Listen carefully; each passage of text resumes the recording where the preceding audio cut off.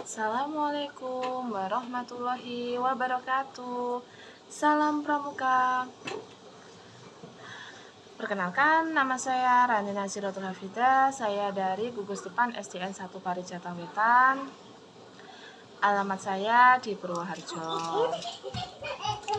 Bertemu lagi dengan saya, tetap sama di sini akan menyampaikan tugas yang keempat, yaitu materi tentang peran pembina siaga, di mana peran pembina siaga itu meliputi yaitu yang pertama sistem AMONG, yang kedua tugas pokok, yang ketiga tanggung jawab, yang keempat peran pembina, dan yang terakhir adalah profil pembina. Untuk soal yang pertama, jelaskan paradigma pembinaan kepramukaan dengan sistem AMONG-nya. Sistem AMONG itu sendiri merupakan proses pendidikan yang dilaksanakan dalam bentuk hubungan khas antara peserta didik dengan pendidik,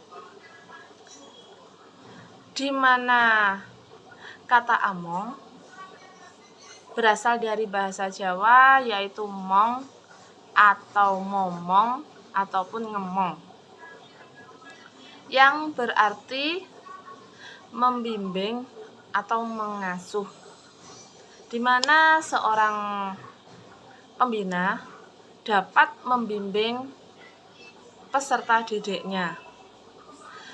Kemudian pembina memberikan kebebasan kepada peserta didik untuk bergerak secara leluasa dan bertindak secara leluasa, dan sejauh mungkin menghindari yang namanya unsur-unsur perintah, paksaan yang akan merugikan peserta didik. Sistem AMONG bertujuan untuk menumbuhkan dan mengembangkan rasa percaya diri dan kreativitas peserta didik sesuai dengan aspirasi peserta didik itu sendiri. Pembina pramuka berperan sebagai tauladan dan bersikap bijaksana, karena seorang pembina itu merupakan contoh bagi peserta didik. Dalam sistem AMONG ada 3 macam. Yang pertama adalah Ingarso Suntulodo, di mana berarti di depan memberi tauladan. Kemudian yang nomor 2 yaitu Ing Madya Mangunkarso, di mana berarti di tengah membangun kemauan. Kemudian yang terakhir yaitu Tutwuri Handayani, di belakang memberikan dorongan dan pengaruh yang baik ke arah kemandirian. Kemudian untuk soal yang kedua, bagaimana cara pembina siaga berdasarkan karakteristik usia pramuka siaga. Untuk menciptakan interaksi yang terbaik dalam pendidikan kepramukaan, seorang pembina pramuka siaga harus menguasai dan menghayati perkembangan kejiwaan anak usia siaga. Pembina pramuka siaga berperan sebagai pengganti orang tua peserta didik dan menempatkan hubungan peserta didik sebagaimana hubungan yahda atau bunda, yang dalam pramuka siaga yaitu yahda berarti ayah atau pembina putra, kemudian bunda itu ibu atau pembina putri, dan ananda adalah peserta didik atau anggota pramuka.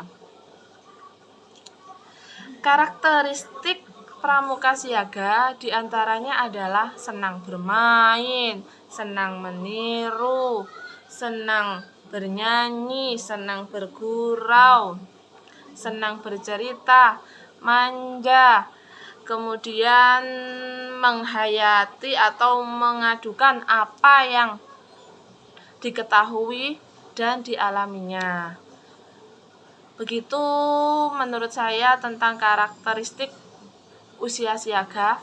Kemudian untuk soal yang ketiga, apa fungsi dan tugas pembina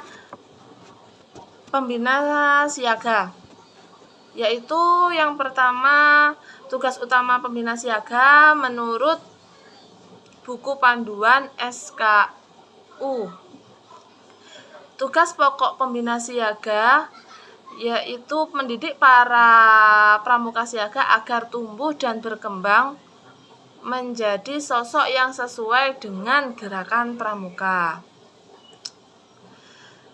Kemudian di dalam pembina siaga mempunyai tugas yaitu membina pramuka siaga dengan menerapkan prinsip dasar kepramukaan, metode kepramukaan, dan sistem AMONG.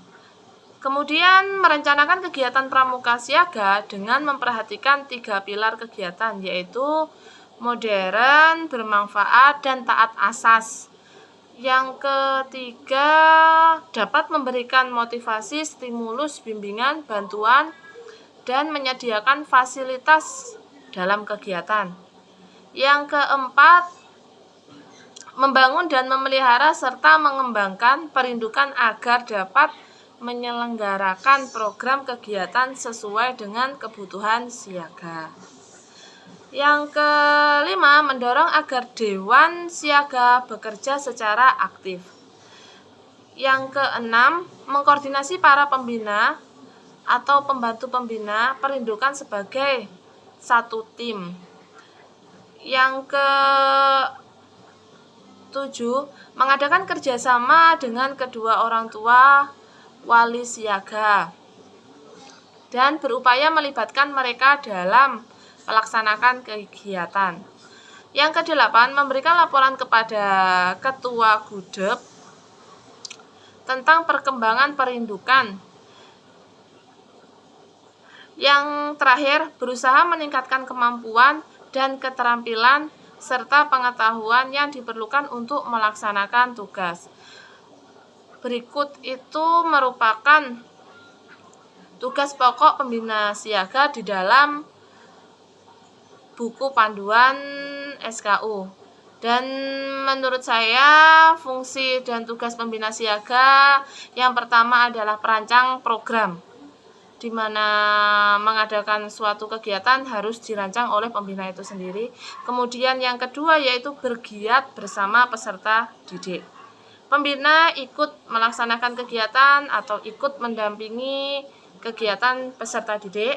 Kemudian yang ketiga, memberikan bimbingan dan bantuan. Memberikan bimbingan ketika seorang siswa tidak mengetahui atau tidak paham apa itu maksudnya, bisa dijelaskan.